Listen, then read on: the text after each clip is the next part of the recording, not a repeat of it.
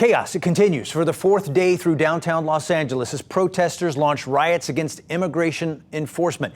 Now, while some protesters may have been peaceful, others have vandalized, damaged property, even began throwing rocks at vehicles driving by. The U.S. government launched a massive response. President Trump deploying thousands of National Guard troops, today ordering more troops in, while the Pentagon has sent in 700 Marines. California's filed a lawsuit against the Trump administration, claiming that he went over Governor Gavin Newsom's head by ordering the National Guard. President Trump then threatened to have Newsom arrested. Now, some in Hawaii also criticizing the violence of the riots and the response from the federal government. Paul Drews, he reports on what is being said about the escalation happening in California. Paul? Well, Hawaii does have protests on a regular basis, but it's rare that they turn violent or evolve into riots like in Los Angeles, in part because both residents and police know that people have a right to protest.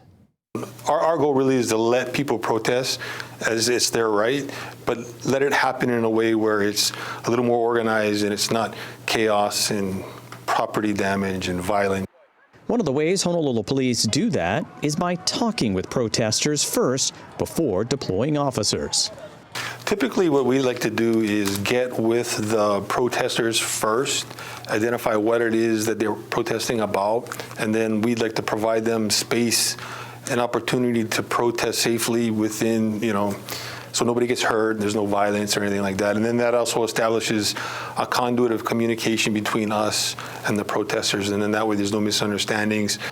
HPD will also bring in officers in plain clothes and keep assets off to the side so protesters aren't confronted with a wall of uniformed officers. But in Los Angeles, it is a different view, with President Trump calling in the National Guard against the advice of California's governor.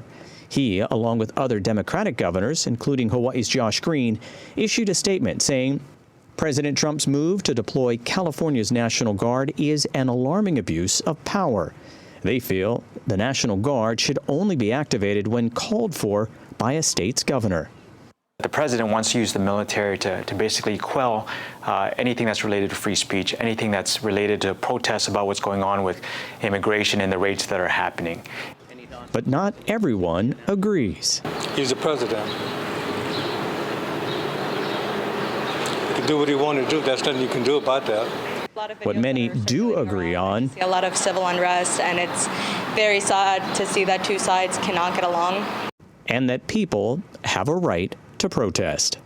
It has to be peaceful, nonviolent protest. I think this is really what makes America or this country great, is that we have the ability to protest, to speak, against our government. I strongly believe that the people should have a voice to speak.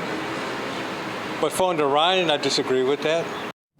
And now more protests are being planned because of the action at the Los Angeles protest. A nationwide rally expected to take place on Saturday and include a protest in Hawaii. Paul Drews, Island News.